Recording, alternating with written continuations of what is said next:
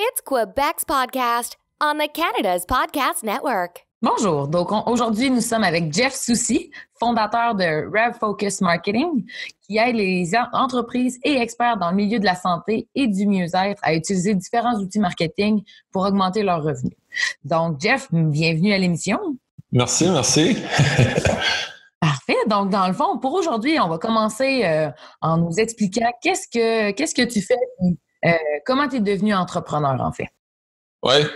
Écoute, je pense que tout entrepreneur, il y a une longue histoire, une courte version puis une longue version. En fait, moi, ça a commencé, écoute, quand j'étais adolescent, je voulais être physiothérapeute, je voulais être professeur d'éducation physique. J'ai toujours été dans le milieu du sport.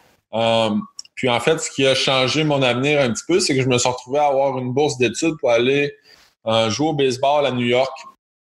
Puis là-bas, il n'y avait pas les programmes de physiothérapie et toutes ces affaires-là. Fait qu'il y avait des programmes en administration puis en administration des affaires. Fait que j'ai tourné vers j'ai rentré dans cette voie-là un petit peu de tout ce qui est business, tout ce qui est affaires. J'ai eu des cours d'entrepreneuriat puis ça a été un petit peu la piqûre. Ensuite de ça, quand j'étais encore à l'université, ma dernière session, j'ai commencé à décrocher un peu parce que je lisais différents livres sur la finance, sur la comptabilité, puis je sais que ça a changé beaucoup dans les dernières années, mais dans mon temps, ce que je lisais par moi-même, de des gens comme Warren Buffett, des gens qui sont en affaires versus ce que j'apprenais dans mes cours, c'était un petit peu contradictoire. Fait que j'ai commencé à décrocher un petit peu. À l'époque, aux États-Unis, l'école coûte cher là-bas. J'avais plus de bourse à la fin. Fait que je me suis retrouvé à chercher des petits jobs sur Internet. Je suis devenu freelancer. J'ai commencé à faire des petits gigs de cette façon-là, me trouver des petits contrats. Puis quand je suis revenu au Québec, c'est là que ça a vraiment été la piqûre. Je suis rentré dans le marketing digital, commencé à acheter des cours, commencé à m'éduquer. Fait que c'est un petit peu ça qui a semé mon parcours. Je suis retourné en entreprise, en corporation à quelques reprises. J'ai fait du va-et-vient comme ça. Retourner dans mon entreprise, retourner en corporation, etc. Puis là, ça fait 1 an là, que je suis à temps plein là-dedans puis que je réussis à vivre de ça. Là. Parfait, bien génial, c'est un beau parcours. Puis en fait, qu'est-ce que fait ton entreprise exactement? Oui, mon entreprise, en fait, je focus vraiment, puis ça, je pense que c'est important quand on est consultant, de focuser sur la personne qu'on veut aider, puis sur le résultat qu'on veut avoir pour cette personne-là. Donc, je fais différentes choses, je fais des sites web, je fais de la publicité Facebook, je gère des comptes LinkedIn. Je peux aider les gens avec aussi des campagnes marketing courriel. Mais vraiment, mon dada, si on peut appeler ça de même, c'est vraiment d'aider les gens qui sont des experts dans le milieu du mieux-être. Donc, des coachs, des nutritionnistes. J'ai un client aussi qui aide il rentre en entreprise puis il fait des programmes de mieux-être pour les entreprises, améliorer la posture, améliorer les environnements de travail. Donc, j'ai vraiment focusé sur la personne que je veux aider sur le résultat que je veux avoir. Donc, moi, ces gens-là que je veux aider, c'est les gens dans le mieux-être. Puis, le résultat que je veux avoir pour eux, c'est les aider à trouver des clients puis à augmenter leurs revenus. Fait que je pense que quand on est dans le milieu du consultant, je commence toujours avec ces deux choses-là. Qui tu veux aider puis quel résultat tu veux avoir pour lui. Ensuite de ça, la méthode, elle vient par la suite, là. Puis ça se forme, puis de toute façon, ça change constamment la méthode qu'on emploie, mais focuser sur c'est qui qu'on veut aider, quel résultat qu'on veut avoir pour eux. Puis j'imagine que pour décider d'aider les experts puis les entreprises dans le mieux-être, dans le fond, c'est que tu as un certain intérêt pour ce domaine-là, toi aussi. Ouais, écoute, Sandra, tu me connais. Je suis un gros nerd quand il vient le temps de tout ce qui est santé, mieux-être. Je sais pas si ton audience connaît l'industrie du biohacking, mais c'est le principe d'influencer notre environnement pour améliorer notre santé. Donc, je suis toujours à l'affût de différentes choses comme ça, comment augmenter mon énergie, parce que je pense qu'honnêtement, si vous voulez être entrepreneur, les gens qui écoutent ce podcast-là, puis vous n'avez pas l'énergie, puis le focus, puis la clarté de prise de décision, puis aussi la gestion de vos émotions, toutes ces choses-là, vous êtes vraiment à l'envers du courant de la rivière, là. Si on mange vraiment mal, si on s'entraîne pas, si on prend pas soin de soi, ça devient très, très difficile en entrepreneuriat. Un de mes mentors, il dit, ça n'existe pas des problèmes d'entreprise, c'est juste des problèmes d'entrepreneurs qui se manifestent dans votre entreprise. Donc, si vous n'êtes pas en santé, si vos relations sont pas correctes, si vos finances personnelles sont pas correctes, ça va se manifester dans votre entreprise. Puis, tout ce qui est gérer le stress, ben on le sait déjà, là, tu sais, on ne fait pas de cachette, là, dans le milieu de l'entrepreneuriat, ça peut être très stressant à certains moments. Donc, apprendre des stratégies à gérer ça. Fait que c'est ça, c'est combiner un petit peu un lifestyle de ce qui me passionne, puis aider ces gens-là aussi. Puis toi, en tant qu'entrepreneur, si tu avais des conseils à donner justement à nos auditeurs que tu vois qui ont fonctionné pour toi, pour soit te donner plus d'énergie, de focus, de t'aider justement à être l'entrepreneur qui va amener ton entreprise au prochain niveau, qu'est-ce que tu as trouvé qui fonctionne pour toi? Ouais, ben il y a énormément de choses. Puis comme là, tu me vois présentement, je suis debout, j'utilise un stand-up desk, un bureau debout. Je pense qu'une chose, c'est de prendre des pauses. Pendant longtemps, j'essayais des fois de travailler pendant 4 heures de suite. Ben, au bout d'1 heure, tu fais juste perdre ton temps comparativement à si tu travailles 50 minutes, tu prends un petit break. Je dis souvent à ma blonde, si elle me voyait des fois quand je suis tout seul ici, parce que je travaille de la maison, si elle me voyait quand que je suis chez nous, les choses que je peux faire, j'aurais l'air fou un petit peu, mais de temps en temps, pour recrinquer mon énergie, je vais faire une petite série de jumping jack, je vais faire une petite série de push-up, je vais sauter un petit peu, m'énergiser, c'est-à-dire s'assurer de boire suffisamment d'eau, de prendre l'air à l'occasion. Écoute, on pourrait faire 5 podcasts juste sur comment augmenter l'énergie, mais juste des petites stratégies comme ça. Le mindset est super important aussi quand on entretient des mauvaises pensées constamment. Quand on focus sur le négatif, ça va vous gruger énormément d'énergie. Alors, quand que vous focussez vraiment sur le positif, puis ça, je pense que ça se fait au travers de l'écriture de nos buts, l'écriture de nos objectifs, revisiter ces objectifs-là constamment, focuser. Je sais que ça paraît wouhou, là, puis que j'ai longtemps pensé comme ça aussi, que c'est bizarre, mais tu sais, le matérialiser un petit peu notre vision, puis être vraiment focus sur cette vision-là, ça fait vraiment une différence côté énergie, là.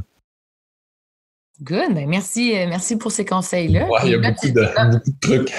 Oui, c'est ça. Ben, c'est sûr que quand on est dans ce monde-là, il y a beaucoup de trucs, mais c'est aussi de voir qu'est-ce qui fonctionne pour nous. Ouais. Mais je pense que, comme tu dis, les trucs de prendre des pauses, c'est prouvé justement avec la technique Pomodoro. Être capable d'aller dehors, de se connecter à la nature, puis aussi justement de trouver la bonne formule qui fonctionne pour nous. Je pense que ça l'aide, ça va aider à être plus focus et avoir des meilleurs résultats dans notre entreprise. Oui, absolument. Écoute, il y a beaucoup de gens qui des fois vont se louer un bureau, puis c'est 4 murs blancs, puis c'est 8 par 12, puis ils sortent pas de là à longueur de journée, prendre de la caféine en excès sans jamais vraiment s'hydrater. Les gens qui écoutent, là, ça va vraiment vous ralentir, ce genre de routine-là, de jamais sortir entre vos 4 murs, de jamais prendre des pauses. C'est vraiment du temps bien investi de prendre soin de soi-même pour mieux performer par la suite, là. Parfait. Puis sur un autre sujet, tantôt, tu as dit que tu travailles de la maison. Tu habites à Rivière-du-Loup. Ouais. C'est quoi les avantages de faire affaire à Rivière-du-Loup ou peut-être les défis de faire des affaires justement dans cette ville-là? Ouais, ben moi, ma business, elle dépend vraiment pas de où ce que je suis. Donc, je pourrais être n'importe où dans le monde, puis ça changerait absolument rien. J'ai des clients aux États-Unis, j'ai des clients dans le marché canadien anglophone. Je commence même à parler à des clients potentiels en Europe, des clients partout dans la province du Québec. Donc, j'ai pas besoin de rencontrer les gens. À ce temps, avec les technologies, comme des vidéos Zoom ou Skype, pour ceux-là qui connaissent pas Zoom, c'est un petit peu comme Skype, c'est une vidéoconférence. On peut vraiment connecter avec le monde entier, puis en étant n'importe où. C'est sûr que quand il y a des réseaux de distribution, si vous avez un produit ou si vous avez un restaurant, ça change la donne un petit peu. Mais si vous êtes consultant, si vous êtes si vous offrez des services, du coaching, si vous avez une business d'expertise, si on veut, ça change absolument rien de où est-ce qu'on est. Pour ma part, être à Rivière-du-Loup, j'aime bien ça parce que je suis un petit peu plus connecté avec la nature. Justement, je peux prendre des breaks. Je pense que aussi, quand on commence en affaires, c'est important de garder nos coûts bas. Donc ici, j'ai la chance d'avoir une maison qui est quand même assez grande pour le prix de 5,5 en ville, où est-ce que justement, il y a plus de... Je serais moins connecté puis je pourrais moins relaxer. Fait que c'est sûr qu'être en région comme ça l'emmène ces avantages-là. Les désavantages, c'est sûr que je suis souvent rendu à Québec quand même. Je vois beaucoup quand il y a des événements de réseautage. Quand on veut rencontrer quelqu'un en personne, c'est un petit peu plus difficile. Mais ça limite plus comme que ça limitait il y a 20 ans où est-ce que si tu habitais à la fin fond de l'Abitibi, ça rendait les choses très, très difficiles de faire de la business. Puis il fallait être dans un grand centre. Ça l'a beaucoup changé. Là, c'est plus nécessaire. Non, génial. Ben, je crois bien ça. Moi aussi, j'ai voyagé beaucoup en faisant du télétravail. Ouais. Donc, je suis une ambassadrice pour ça. Je trouve que c'est vraiment un beau moyen de le faire. Puis comme tu dis, c'est une belle manière aussi de réduire ses coûts tout en restant connecté avec des gens de partout dans le monde.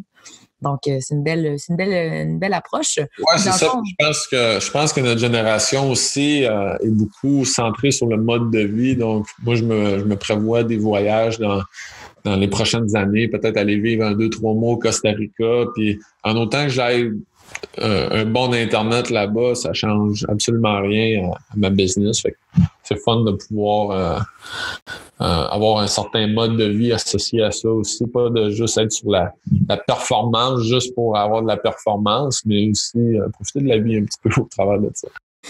Puis parlant de profiter de la vie puis des projets futurs, c'est quoi parle-moi de ta vision pour ton entreprise puis pour ta vie dans les prochaines années? Ouais. Ça commence, écoute, ça c'est un travail, n'importe quel entrepreneur le sait, c'est un travail constant de se demander qu'est-ce que je veux faire de ma vie, qu'est-ce que je veux faire quand je vais être grand.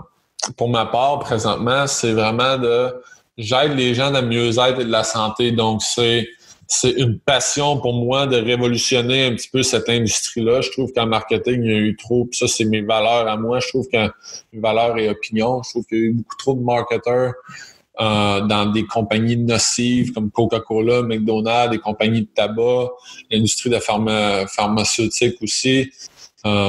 Donc, j'essaie de faire ma petite part puis de renverser ça puis d'aider les gens.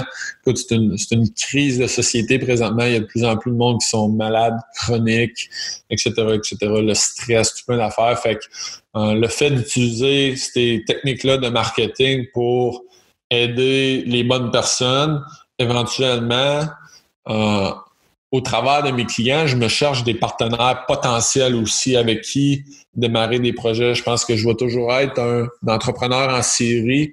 J'adore démarrer des nouvelles affaires. J'adore le rush d'un début de projet. Donc, de pouvoir être partenaire avec certaines de ces personnes-là, puis de bâtir des choses qui font du bien à la société en bout de ligne. Fait que je me vois beaucoup dans ma vision créer une espèce de département de marketing qui est mon agence en bout de ligne, qui me permet de démarrer d'autres projets plus rapidement, avoir les ressources pour investir dans... Il y a beaucoup de belles technologies. Je rentre pas dans les détails ici, évidemment, là, mais il y a beaucoup de belles technologies qui se développent dans le milieu de la santé et du mieux-être. Il y a beaucoup de nouvelles découvertes. Fait que d'avoir la possibilité, d'avoir les outils pour aider ces compagnies-là à développer, devenir partenaire avec eux d'une certaine façon. C'est plus ça ma vision versus avoir une agence qui a 130 clients. C'est pas nécessairement ça que j'essaie de développer. Tu veux vraiment être à l'affût des nouvelles tendances puis faire partie de ce mouvement-là. Oui, exactement. Puis aussi, ce que je trouve, c'est que les gens dans ce milieu-là, C'est des gens qui, en général, prennent soin de leur santé, prennent soin de leur mindset, prennent soin de leur niveau d'énergie, de leur stress. Fait que ça crée une belle vie en quelque sorte. Ça fait en sorte qu'on travaille avec des gens qui sont rayonnants. Fait qu'on est la moyenne des 5 personnes avec qui on passe le plus de temps. Fait que je me retrouve à être entouré de belles personnes à longueur de journée. Fait que c'est un petit peu mon côté égoïste qui aime connecter avec ces gens-là. Parfait. Puis plus tôt, tu as dit que tu avais pris beaucoup de formations, de conférences pour te former en marketing, te former en tant qu'entrepreneur, en tant que démarrer ton entreprise. Puis quel serait le conseil que tu as reçu dans le passé qui a vraiment fait une différence pour toi puis que tu aimerais partager justement avec nos auditeurs? Ouais. Je pense que il y en a énormément des conseils que j'ai reçus qui ont fait une énorme différence. Dernièrement, ça a été de focuser sur seulement une chose. Mais ça dépend beaucoup où est-ce qu'on en est dans notre évolution en tant qu'entrepreneur, en tant que personne aussi dans notre business. La personnalité de la personne aussi, il y en a pour qui ce conseil-là s'applique pas parce qu'ils sont déjà très focus et ils devraient un petit peu plus toucher à leur instinct de créativité, etc.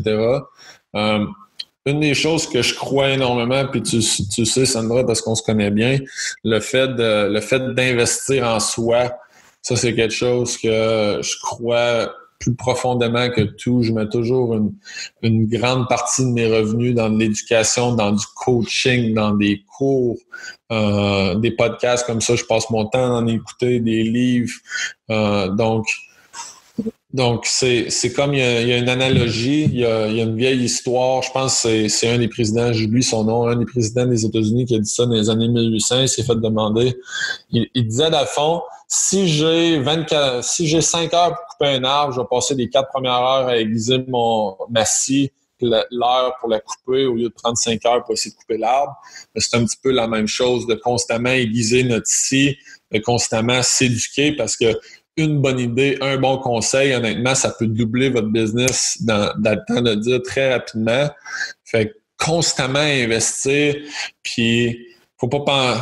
C'est de même qu'on réussit à briser les plateaux aussi, parce que oui, on fait du progrès, puis là, on arrive sur un plateau, puis on se retrouve à s'occuper de nos clients, puis tout ça. Mais c'est important de continuer à faire ça, parce que c'est ça qui nous a fait monter de plateau en bout de ligne. Puis si on continue pas à faire ça, ben à un moment donné, on stagne. Puis il n'y a rien de statique dans l'univers, il n'y a rien qui bouge pas. C'est soit on monte, soit on descend. Fait que s'assurer de constamment investir de cette façon-là, c'est quelque chose que je crois très profondément. Puis c'est quoi le dernier livre dans lequel tu as investi? Le dernier que j'ai acheté, je suis pas sûr. J'en achète beaucoup. De ce temps-ci, c'est Joe Dispenza, je pense que ça s'appelle Rompre avec soi-même. C'est le principe de changer d'identité un petit peu. Une des choses qui a vraiment fait partie de mon progrès dans la dernière année, c'est ma réalisation quand que j'ai réalisé que on doit être avant de pouvoir faire, avant de pouvoir avoir. Donc, les gens essayent d'avoir une business qui fonctionne, puis essayent de faire les choses qui vont faire en sorte que leur business fonctionne, mais ils sont pas la personne qu'ils ont besoin d'être. Fait que ça part vraiment des pensées, ça part vraiment des croyances. On regarde des gens comme Steve Jobs puis Elon Musk. La raison pourquoi que Elon Musk est capable de démarrer 3 compagnies en même temps, puis c'est 3 compagnies super difficiles, puis des compagnies qui vaut des milliards, c'est parce qu'il est cette personne qu'il a besoin d'être. Il y a les croyances d'une personne qui peut accomplir ça. Fait que ce livre-là, ben, ça parle beaucoup de comment accomplir ça. Puis c'est quelque chose que, encore une fois, que je crois énormément. Si tu n'es pas la personne que tu as besoin d'être, je reviens là-dessus, mais il n'y a pas de problème de business. Il y a juste des problèmes personnels qui se matérialisent dans le business. Donc, focussez sur la personne que vous devez être et non sur ce que vous voulez avoir. Puis ensuite de ça, tout se fait facilement. Génial, ben merci. J'aime que tu nous partages ton opinion là-dessus. Je pense que c'est inspirant. Puis en fait, ça l'ouvre des nouveaux horizons dans le fond pour moi, puis pour nos auditeurs aussi. Puis dans le fond, pour la dernière question, mais non la moindre, c'est une petite mise en situation. Good. Donc, il y a une petite île tropicale au milieu de l'océan où il y a seulement qu'une cabine téléphonique. Puis dans le fond, on va te déposer là, on va t'amener en bateau. Il n'y a pas d'ordinateur, pas de smartphone, pas de tablette, vraiment aucune technologie. Puis dans le fond, n'importe quand, tu peux utiliser la cabine téléphonique pour appeler le bateau pour qu'on vienne te chercher. Mais ce qu'on aimerait savoir, c'est combien de temps ça prendrait avant que tu appelles le bateau. Puis qu'est-ce que tu ferais pendant ton séjour sur l'île? Ouf! J'étais un petit peu hyperactif. Donc, j'aurais hâte d'appeler le bateau. Mais je pense que j'en profiterais. J'imagine que ça dépend de ma to-do list à ce moment-là. Mais je pense que j'essaierais de prendre au moins une semaine puis de méditer. Puis quand que je dis méditer, c'est pas juste... je sais qu'il y en a qui ont une mauvaise opinion de ça ou perspective de ça. Puis j'ai longtemps eu cette perspective-là aussi. Mais c'est vraiment dans fond, ce que j'entends par méditer, c'est focuser sur un problème qu'on veut résoudre. Bill Gates fait ça énormément. Il part pendant une semaine de temps à l'occasion. Il part, je ne sais pas si sur une île, mais il part en vacances tout seul, déconnecté de tout. Il s'emmène une pile de livres, puis il s'emmène une pile des yellow pads, des petits pads jaunes pour écrire. Puis il va focuser sur un problème jusqu'à temps qu'il trouve une solution. Donc, je pense que j'en profiterais beaucoup sur cette petite île-là pour vraiment réfléchir, puis réfléchir profondément, avoir des insights, avoir des pensées créatives, des idées qui vont me permettre d'avancer. Parce que dans le monde dans lequel on vit, de checker nos courriels 122 fois par jour, checker Facebook un autre 75 fois, on oublie beaucoup de faire ça alors que je pense que c'est très important, une fois de temps en temps, juste s'asseoir dans une chaise puis réfléchir avec aucune distraction, mais juste réfléchir. C'est là qu'on a nos meilleures idées. Parfait, génial. Puis en terminant, comment nos auditeurs peuvent-ils te contacter ou est-ce qu'il y a quoi que ce soit que tu voudrais ajouter avant qu'on termine? Ouais, ben pour me contacter, en fait, c'est beaucoup par LinkedIn. C'est ma plateforme présentement que j'utilise. Donc, Jeff Soucy, vous allez voir, là, ça parle beaucoup de la santé là-dedans, puis santé marketing. Fait que cherchez Jeff Soucy, puis vous devriez être capable de me trouver. Génial. Ben, Jeff. J'ai juste une petite dernière pensée aussi, pour ceux-là qui démarrent. C'est définitivement atteignable ce que vous essayez d'accomplir. Mais souvent, on surestime notre capacité de ce qu'on peut accomplir en 1 an, puis on sous-estime de ce qu'on peut accomplir en 5-10 ans. Donc, ça va prendre juste un petit peu plus long que vous pensez, mais si vous restez dans cette game-là suffisamment longtemps, vous allez accomplir beaucoup plus que ce que vous pensez être capable d'accomplir. Donc, c'est vraiment juste, comme que je dis, on surestime ce qu'on peut accomplir en 1 an, fait que probablement, vous allez en faire un petit peu moins que vous pensez dans la première année. Et dans 5-10 ans, vous allez regarder en arrière et vous allez vous gratter la tête en vous disant « Je pensais jamais me rendre ici ». Fait que c'est important je sais que c'est cliché, là, mais persévérer. Puis petit pas à petit pas. Mais j'aime la perspective, justement, on surestime ce qu'on peut faire en 1 an, mais sous-estime en 5 ans. Je pense que c'est une bonne chose à réfléchir, puis qu'on pense pas toujours, mais dans le fond, c'est la réalité. Je pense que je l'ai vécu moi aussi. Ouais. Donc j'aime vraiment de la manière que tu l'as formulé, en fait. Donc, merci d'être venu à l'émission, d'avoir partagé avec nous ta passion pour la santé, le mieux-être, pour le marketing, ton entreprise, comment tu t'es développé. Je pense que ça a été vraiment inspirant, qui est le but de notre podcast, dans le fond, de découvrir, inspirer, puis en apprendre davantage sur ce qui se passe avec les entrepreneurs au Canada et ici, sur ce podcast-ci, plus spécifiquement au Québec. Donc, merci d'être venu. Puis, merci à tout le monde d'être à l'écoute. Puis, on va se revoir bientôt. C'était un plaisir. Puis merci beaucoup à toi, Sandra, de m'avoir invité. Génial. À la prochaine.